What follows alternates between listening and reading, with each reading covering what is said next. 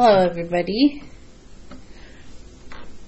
Today is Friday, so if you're reading this early, you don't have to, you can wait till Friday. Today is Friday the 27th.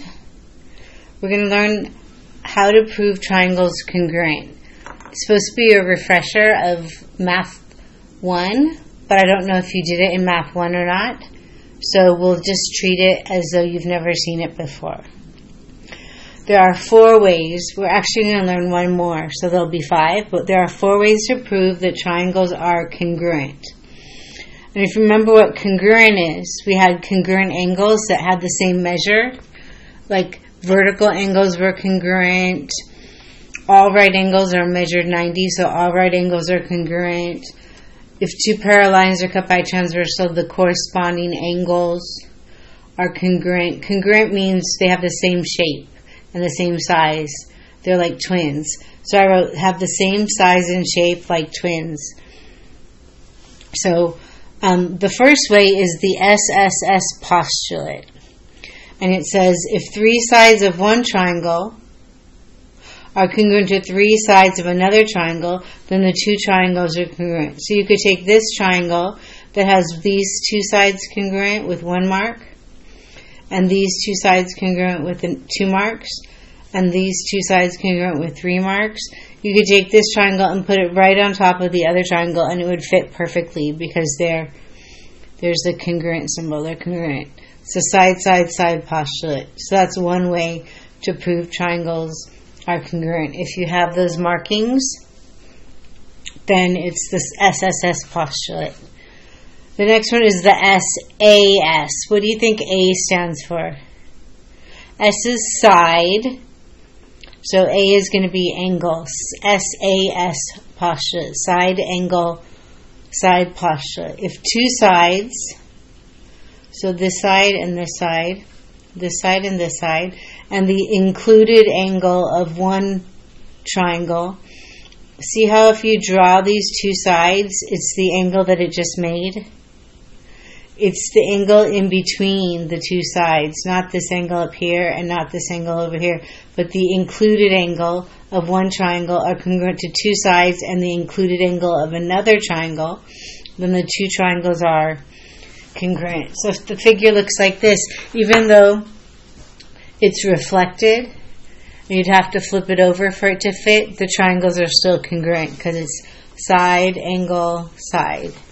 SAS postulate. And then a third way to prove triangles are congruent is the ASA postulate. Angle, side, angle postulate. If 2 angles and the included side of one triangle, so 2 angles and then the side in between, in the included side of one triangle are congruent to 2 angles and the included side of another triangle, then the 2 triangles are congruent. So it could be SSS postulate, it could be SAS postulate, it could be ASA postulate, and the last one is the angle side theorem. It's a theorem instead of a postulate because you can prove this one. The other ones you can't prove, you just have to know that they're true. The angle side theorem. So see how it's angle side, angle side. It's not the side in between the angles like ASA. It says if 2 angles and a side opposite one of them. So 2 angles and then see how this side is across or opposite this angle. It's opposite one of them are congruent to the corresponding parts. Has to be the same parts, the same 2 angles and the side opposite the same angle, the angle with 1 mark. Then the 2 triangles are congruent. So what we're going to do is we're going to do some examples, and I'm going to show you sometimes when it's none, when they're not congruent, and you'll learn when you write none, because sometimes the triangles aren't congruent. So this one, we have a side, and then we can use the side in the middle. See how they both share that side? That's called the reflexive. property. The reflexive property. So SSS, SSS, side, side, side postulate. So that's a pretty easy one because it's the three sides using the reflexive property. So if two triangles share a side, then you can use the reflexive property to get that side congruent.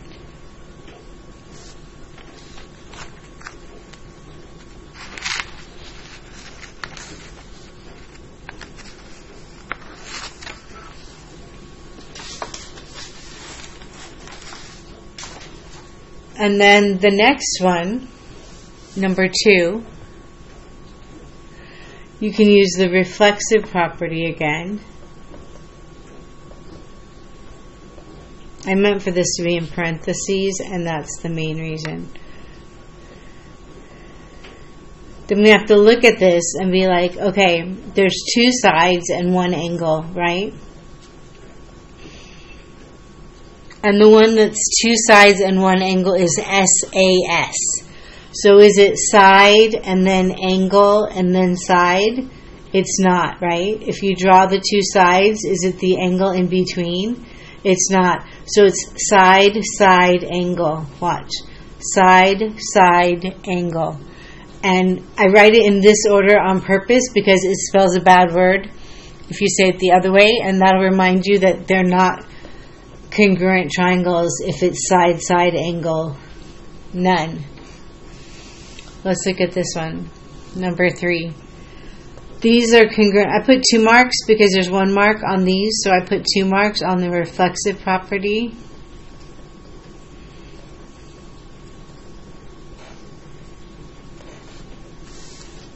Quit parentheses. Okay, so this one is side, angle, side, side, angle, side, side, angle, side. If you draw the two sides, it's the angle in between. If you draw the two sides, it's the angle in between. Side, angle, side, postulate.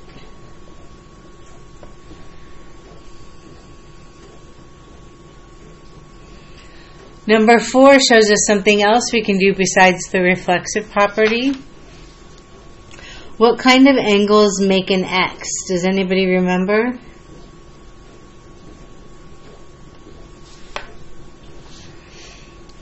Vertical angles are congruent. That's another thing we can do.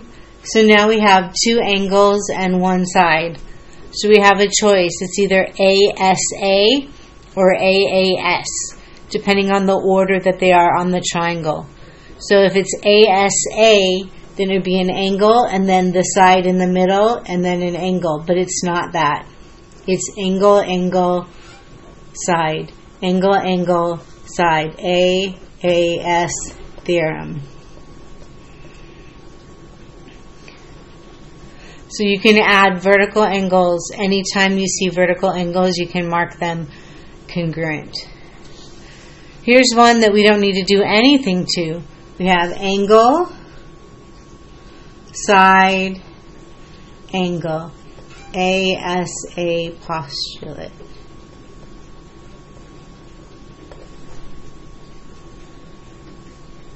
What do you think we're going to add to number 6?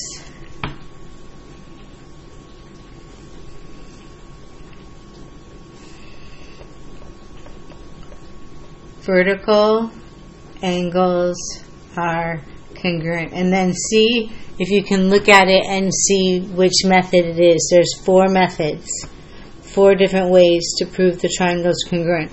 Look and see if you can decide which one it is. It's not SSS because we don't have 3 sides. It's not SAS because we don't have 2 sides. We have 2 angles and 1 side. So it's either AAS or ASA. So which one is it? Angle, side, angle. Angle, side, angle. ASA postulate.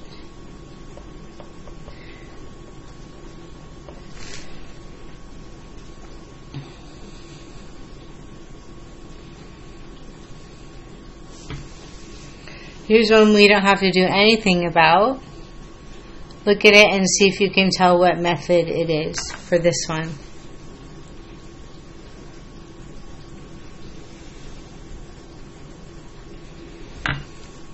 SSS postulate, because it has 3 sides.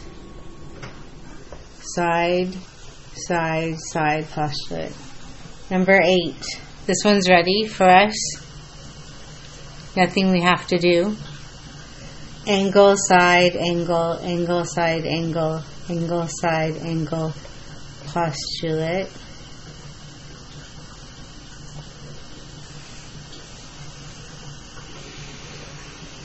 This one we can do the reflexive property.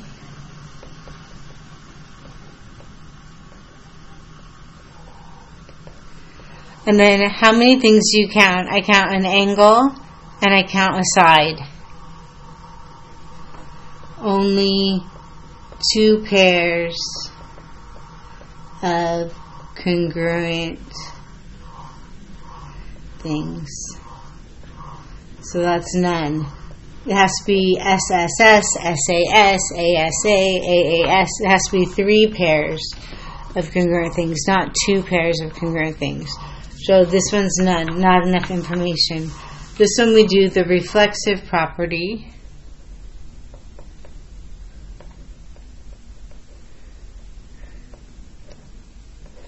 And then what is it? ASA postulate. Angle, side, angle postulate. So the 2 nones we have so far is when there's not enough information, and when the order that they give us is side, side, angle, or the other way.